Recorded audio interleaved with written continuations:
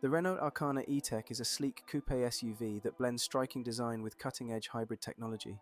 Its aerodynamic silhouette, bold grille, and LED signature lighting make a bold statement on the road.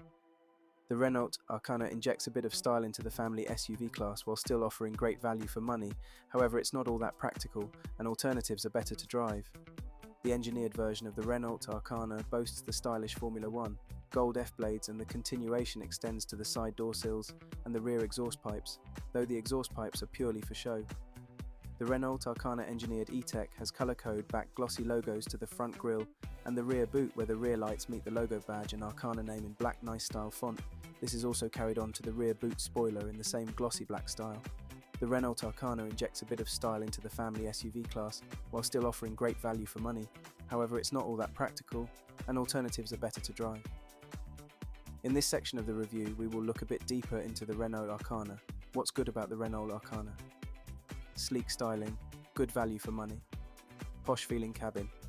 What's not so good about the Renault Arkana? Limited practicality, noisy hybrid system, not as sporty to drive as the styling suggests. So let's start looking into more about the Renault Arkana. Is the Renault Arkana a good car? How much is the Renault Arkana? Performance and drive, comfort, space and practicality, interior style, infotainment and accessories, MPG, emissions and tax, safety and security, reliability and problems, Renault Arkana alternatives. Is the Renault Arkana a good car? If you fancy a sporty-looking coupe SUV, your only options used to be big, posh German cars, like the BMW X4 and Mercedes GLC coupe, but there are a couple of more reasonably priced models out there now, which offer similar sleek styling, one of these being the Renault Arkana. You can think of it as a slightly left-field alternative to cars such as the Skoda Karoq or the Nissan Qashqai. If those cars are a bowl of porridge for breakfast, the Arkana is more like a pain au chocolat. It may not be as sensible, but it's a more exciting option. You may also be considering the Peugeot 408, which has bolder styling. The front end will be familiar from other Renaults thanks to the C-shaped LED running lights, and you get LED headlights on mid-spec cars and up. It's the side profile that really sets the Arkana apart, with a swoopy coupe-esque roofline lending it a sporty edge over alternatives. It may not be the most practical cabin, but at least it's well made. There are plenty of plush materials to be found, and everything feels well screwed together. The metallic feeling dials for the climate control are a particularly welcome addition. However, the interior doesn't have quite the same design flair as a Peugeot 408. At 480 litres, the boot is a decent size. It's slightly bigger than a Peugeot 408 hybrid, but it's a lot smaller than a Citroën C5X, and there are no clever features like a 12-volt socket or some hooks for your shopping bags. As for interior cubby spaces, you get an average glove box and some large door pockets, but that's pretty much it other than a pair of cup holders and a small cubby under the armrest. What the Arkana lacks in interior space, it more than makes up for in standard equipment. Even entry-level Evolution models get a 7.0-inch touchscreen with Apple CarPlay and Android Auto and rear parking sensors with a reversing camera. But if you step up to the Techno model, you get a better-looking 9.3-inch screen. As for engines, you have a choice of one. The Arkana comes only with a 1.6-litre full hybrid. If you're after a diesel SUV, you're out of luck here. Take a look at the Citroën C5 Aircross instead. The 145 GP hybrid system should return a claimed 60 mpg. However, a week with the car in a mixture of driving conditions saw us return an average of 44 mpg. Behind the wheel, the Arkana isn't as sporty to drive as the styling would suggest. A Ford Kuga will put a bigger smile on your face. The suspension is also quite firm, so driving on broken roads can become tiring. The Arkana is at its best on the motorway. It's pretty smooth at speed. However, the bigger wheels on the Esprit Alpine model do generate a bit of tyre noise. The Renault Arkana may not be the most practical SUV on the market, however, it's still worth considering if you're after a sporty-looking SUV with plenty of standard equipment and a decent price tag. How much is the Renault Arkana? The Renault Arkana has a RRP range of £27,395 to £31,695. The Renault Arkana represents pretty good value for money, undercutting the Peugeot 408 by quite a big margin. It's also slightly less expensive than the Citroën C5X. However, that car has more space on offer for the money. All cars get wireless Apple CarPlay and Android Auto, cruise control and autonomous emergency braking. However, you'll want to step up to the Techno model for around £2,000 more to get a handful of useful equipment. This version gets a 9.3-inch touchscreen, Up from the 7.0-inch screen you get a standard, a reversing camera, rear parking sensors, keyless entry and faux leather upholstery. If you want luxuries such as heated seats and steering wheel, adaptive cruise control, electric seats and rear privacy glass, you'll have to splash out just over £3,000 over the base price on the Esprit Alpine model. This also gets sporty styling upgrades and larger 19-inch alloy wheels, however this does drive the price up. Performance and comfort. The Renault Arkana is pretty economical, however visibility is poor, and it's not the most comfortable car in its class. Driving in town is pretty stress-free in the Renault Arkana. It always starts in all-electric mode, meaning you can glide around in silence and it gets off the line at a decent pace. Handy for pulling out at busy junctions. You won't want to hit any potholes or speed bumps at speed though, because the suspension is pretty firm. It's not uncomfortable, but something like a Kia Sportage is more composed over broken surfaces. The option of A/B mode for the gearbox does make town driving a bit easier. The car will use regenerative braking when you lift off the accelerator to slow you down and put energy back into the battery. This is really useful, but when you do have to press the brakes they can be a bit grabby, with a light brush of the pedal slowing the car quite harshly. This can make low-speed maneuvers awkward. What makes urban driving a real chore is the visibility. The windscreen is quite shallow, and the front pillars are chunky, which creates blind spots looking forward, while that sloping roofline means your view out of the back and over your shoulder is pretty poor. This means the reversing camera you get on techno models and above is essential, but it's not the best system out there. It's quite a grainy image, so parking in the rain or at night can get difficult. There's no option of a 360-degree camera either, something which would be really appreciated here. On the motorway, things improve when you hit the motorway. It's pretty comfortable once you start going faster, and the blind spot monitoring you get on techno models compensates for the lack of over-the-shoulder visibility. There's not much in the way of wind noise, although you do get a bit of tyre roar if you go for the Esprit Alpine model thanks to its larger wheels. The engine noise can get intrusive as well. It sometimes feels like you're cruising at 70 miles per hour in third gear, with the engine revving too high and creating a lot of noise. If you spend a lot of time on the motorway, you might fancy adaptive cruise control to automatically keep you a safe distance from the car in front. Well, this feature only comes on the top-spec Esprit Alpine model. All models do get standard cruise control. On a twisty road, the Renault Arkana isn't as sporty to drive on a twisty road as its coupe styling lets on. It feels secure, and the steering is accurate enough, however it doesn't really encourage you to push hard through the bends. Switching into sport mode doesn't help either.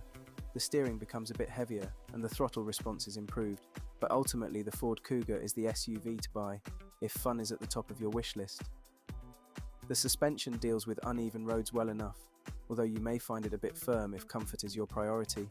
You get quite a lot of engine noise through the cabin, and it can feel slightly underpowered if you need to overtake a slower moving vehicle. Space and practicality. The Arkana has a decent sized boot and plenty of room up front, however those in the back will be wanting more space. There's plenty of space in the front of the Renault Arkana, with loads of adjustment in the seats and steering wheel to help you find your ideal driving position. That said, the very tallest drivers may wish for a touch more headroom. The seats are supportive and comfortable enough, so tackling long slogs up the motorway is no bother at all, although you might struggle if you have long legs with a lack of thigh support. There are plenty of places to keep your drinks on the go as well, with two useful cup holders in the centre console and door bins that are large enough to fit a big flask. There's also a handy tray in front of the gear lever with some USB charging ports for your mobile phone, as well as a small cubby under the armrest. The glove box is a decent size, despite the fact that a chunk of it is taken up by the fuse box, SPAC, space in the back seats. It's once you step into the back that you notice the biggest drawback of that sloping roofline. Knee room is okay, although not as generous as the Peugeot 3008, but headroom is pretty limited.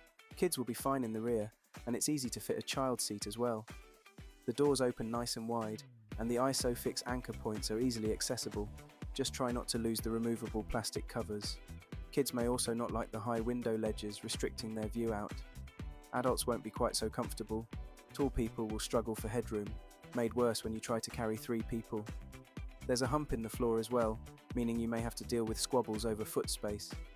At least there is an armrest with a couple of handy cup holders, and the door bins are a good size as well. Those in the back are spoilt for choice with charging solutions as well, with 2 USB sockets and an old-fashioned 12-volt boot space. The 480 litres of boot space you get in the Arkana is pretty average for a swoopy coupe SUV. It's around 9 litres more than you get in hybrid versions of the Peugeot 408, however it falls considerably short of the more traditionally shaped Kia Sportage's 526-litre capacity. The load lip is quite high on the Arkana, so hauling heavy suitcases is a bit tricky. At least there's no drop down into the boot, so you can just slide items straight out, unless you drop the false floor to its lowest setting. If you leave the floor raised up, then there's a handy amount of space underneath for hiding things away. When you fold the rear seats down, they lay flat with no ridge, making the most of the 1,263 litres of space you're left with. What's not so good is the bulky load cover, which you can't store in the car anywhere. This boot is lacking in any clever features. There are no hooks for shopping bags, no tie-downs, and no 12-volt socket. You get a light, and that's your lot. Interior style, infotainment, and accessories.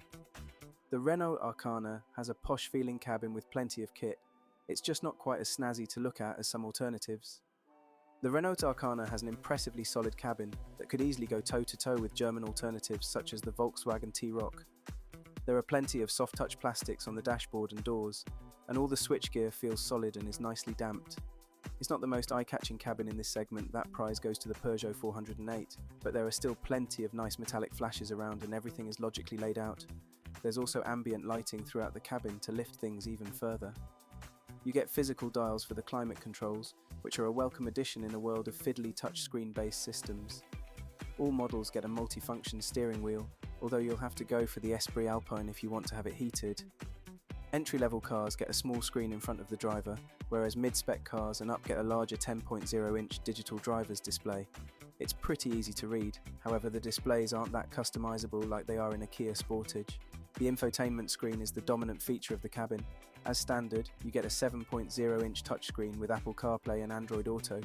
All other models get an upgraded 9.3-inch screen with sat-nav built in. It's worth spending the extra for this bigger screen because the 7.0-inch one looks a bit puny. The system is easy enough to use and the menus are all simple to navigate. However, the Arkana doesn't get the same clever Google-based software you have in the Renault Megane E-Tech. As a result, it's not quite as slick to use. The upgraded screen from Techno and Esprit Alpine models gets things like live traffic updates, meaning it can warn you of any upcoming jams and divert you around them. This works well enough, however. You'll still be better off plugging your phone in and using Google Maps through Apple CarPlay or Android Auto. MPG, emissions and tax. There is just the one engine option for the Renault Arkana, a 1.6-litre E-Tech hybrid. There are no plug-in options to be found here, so company car buyers looking for the lowest tax rates will be better off going for something like a Citroën C5X. The 142 GP E-Tech hybrid emits 107 G per kilometre of CO2, meaning it sits in one of the lower tax bands. Renault claims this model will return around 60 mpg, however a week with the car in varied driving conditions saw us return 44 mpg on average. The E-Tech hybrid is economical enough for long-distance drivers. If you really want a diesel family car, you'll need to look at something like a Skoda Karoq. Safety and security. The Renault Arkana scored the maximum 5 stars in its Euro NCAP crash test, meaning the structure is excellent at keeping you and your occupants safe if the worst should happen. There's plenty of safety kit on board as standard, including autonomous emergency braking, which can perform an emergency stop for you at low speeds if you don't react in time, lane departure warning with lane keeping assist, as well as the usual plethora of airbags. All cars also get parking sensors and a reversing camera, while mid-spec models and up get rear cross-traffic alert and blind spot monitoring. Reliability and problems. All new Renault models are covered by a 5-year warranty, which is above the 3 years offered by many manufacturers.